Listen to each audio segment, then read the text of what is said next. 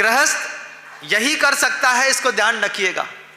प्रभु ने जो साधना करी वो साधना गृहस्थ नहीं कर सकता। आप केशलोच नहीं कर सकते, सांप गले में लटका नहीं सकते, आप जंगल जा नहीं सकते, दिगंबरत को स्वीकार कर नहीं सकते। तुम्हारे सामने क्या 1 किलोमीटर दूर भी एक बम फूटेगा तो तुम्हारा दिल नाप जाएगा। आंख खोल के एक बार देखा, अरे भैया, भगवान के माथे के सामने से सर्र करके हवाएं चल रही थी। असनी वेगो, बहुत तेज से वेग चल रहा था, वेग से हवा चल रही थी, पत्थर बरस रहे थे।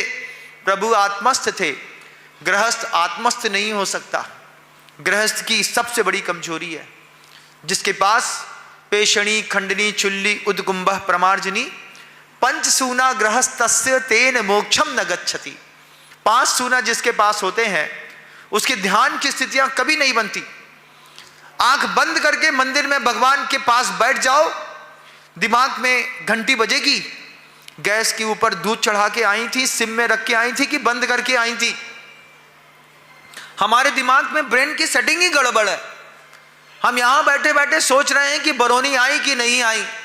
हम यहां पर बैठ करके सोच रहे हैं दूध वाला दूध दे करके गया कि नहीं, मम्मी सब्जी लेकर के आई कि नहीं, कि यहां से जाकर के वहां पे बनाना पड़ेगा। हे भगवान, कितनी देर होगी। इंसान की सबसे बड़ी खामी है, वर्तमान को जीता नहीं है, भविष्य में मरता है। जहां बैठे हो, जिसके पास बैठे हो, एक बार उसके हो करके जियो।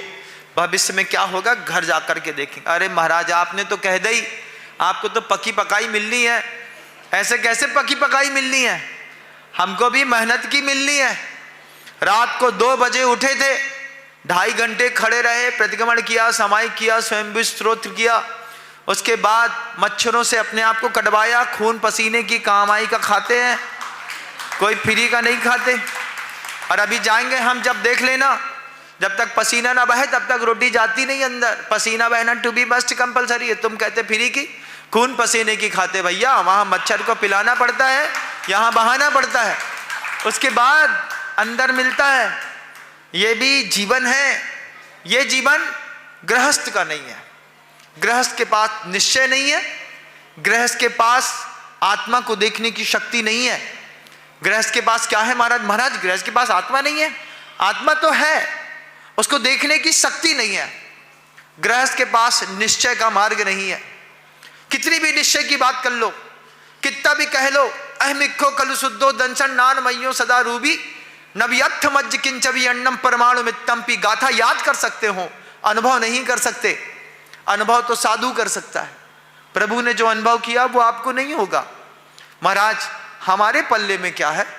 आपके पल्ले में भी बहुत कुछ है। आचार्य कहते हैं, कोई भी कपड़ा वाला है, उस कपड़े वाले के पास ना प्रभु जैसा धर्म हो सकता है, ना गुरु जैसा, ना प्रभु जैसी साधना हो सकती है, ना गुरु जैसी। वो सिर्फ व्यवहार की प्रभावना से कर्म काटता है। व्यवहार की प्रभावना कैसी? मेरे गले में सोने की चैन है, इसको निकालता है और धीरे से बोलता है, भगवान की वेदी पे नीचे सोना लगवा देना हमारे नाम से, नाम भी मत बताना, सोना बस लगा देना। तुम भगवान का जो कमल है ना, वो सोने से चमचम चमकना चाहिए। बस यही है तुम्हारे हाथ में।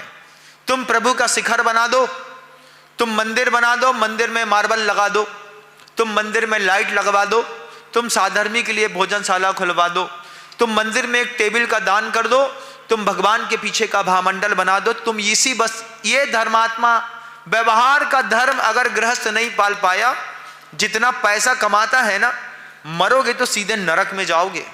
जो लोग कंजूस खोपड़ी हैं, जिनकी खोपड़ी में कंजूसी घुसी है, हमको दान नहीं देना, तुम और कुछ कर भी क्या सकते हो?